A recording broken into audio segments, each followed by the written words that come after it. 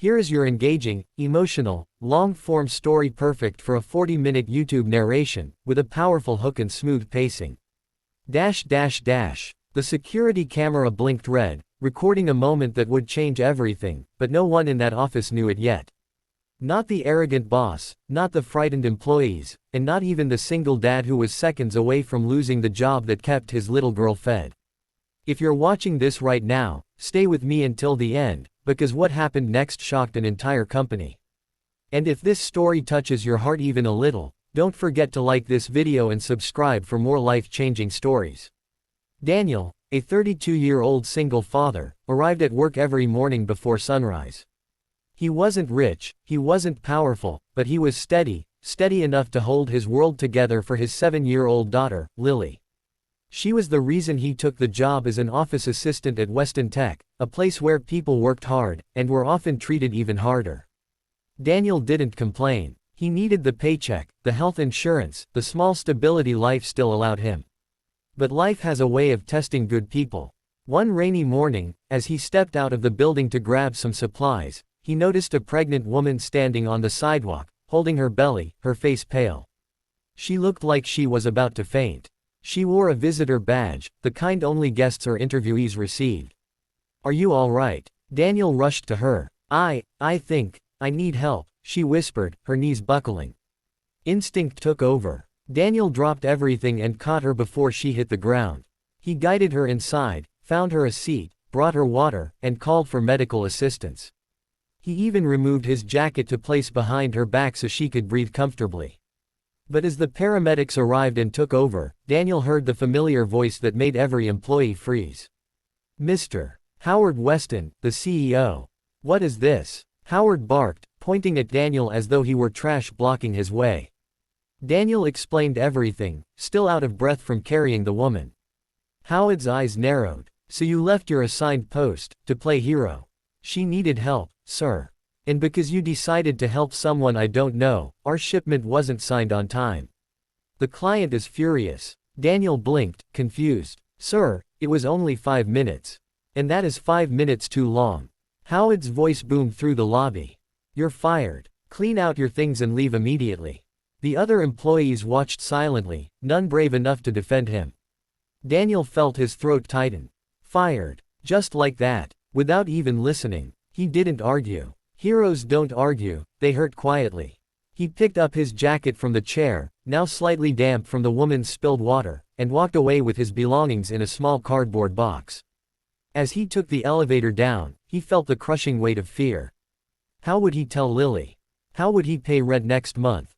That night, Lily saw him sitting silently at the kitchen table, staring at the bills. "Daddy, did something bad happen?" she asked softly. Daniel forced a smile. "We'll be okay, sweetheart. I promise." But promises don't pay electricity bills. 3 days passed. Then 4. Daniel applied everywhere. No luck. Some nights he skipped dinner so Lily could eat. Yet he kept going, kept smiling for her, even when tears burned behind his eyes. Then, on the 7th day, everything changed. Weston Tech's headquarters was unusually tense that morning. Employees whispered, heads turning toward the elevators. The pregnant woman, yes, that woman, stepped out, not alone, but with 2 lawyers and a pair of security guards. Her face looked determined. Can we help?" "You." The receptionist stuttered. "I'm here to see Howard Weston," she said calmly. "He knows me." No one dared stop her. She walked straight into the CEO's office, ignoring the stunned stares. Howard looked up from his desk, annoyed. "And who are you?" he demanded. She dropped a gold-plated access card onto his desk. His eyes widened the moment he saw the name. Sophia Weston, Vice Chair, Weston Global Holdings. His daughter. His only heir. The pregnant woman Daniel helped. "Dad," she said coldly, "we need to talk." "Sophia, why didn't you tell me you were coming?" "Because I wanted to see how you treat my employees. And I did." She placed her hands on the desk, leaning forward. "The man you fired saved me and my baby. He helped me when your staff didn't even look at me." "He disobeyed protocol," Howard snapped. "He showed basic human decency," she replied sharply. "And you punished him for it." Sophia pulled out a thick file from her bag and tossed it on the desk. I've been reviewing complaints, exit interviews, and HR reports. And Dad, your leadership is destroying this place. Howard stood, veins tightening in his neck. I built this empire. And I refuse to inherit an empire built on fear. Silence fell. Then she said the words that would echo through the company for years. Dad, you're fired. He staggered back as security gently placed a hand on his shoulder. Employees outside gasped as they watched the once untouchable CEO escorted out of the building. Sophia didn't waste a second. She called HR immediately. I want Daniel Miller rehired, with a promotion and full benefits. And someone get me his address. Daniel was washing dishes when there was a knock at his apartment door. He opened it to see the same woman he'd helped, standing with a warm smile. Mr. Miller, I owe you my life, and my baby's life. You don't owe me anything, Daniel said humbly.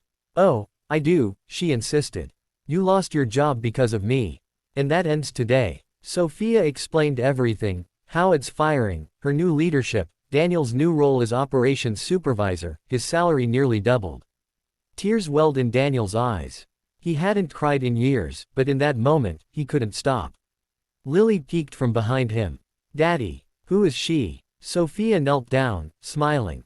Someone who came to say thank you to your daddy, for being a hero. From that day on, Daniel's life changed. His apartment grew warmer, his stress lighter, his smile wider. He worked with a boss who valued kindness, a company that finally respected its workers, and a future brighter than anything he imagined.